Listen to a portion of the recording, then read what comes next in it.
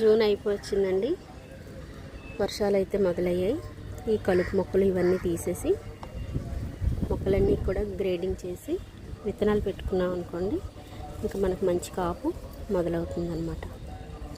So ఇటువంటి కలుపు మొక్కలన్నీ కూడా తీసేస్తాను ఈరోజు. ఇది చిన్న పువ్వులు పూసే గడ్డి గులాబీ అండి. ఇది కూడా నేను తీసేస్తున్నాను.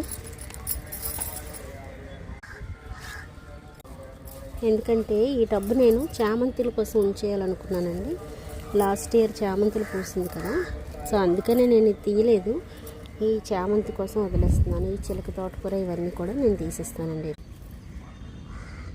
ఇవి రూట్స్ చాలా లోతుగా వెళ్ళిపోతాయండి. ఇవి లాగడం కూడా చాలా కష్టం. అంత లోతుగా వెళ్ళిపోతాయండి. వీటిని ముదరనివ్వకుండా తీసి మనం ఆకుకూర వండేసుకోవాలి. ఇలా ముదిరిపోయిందంటే తీసి పారేయాలండి.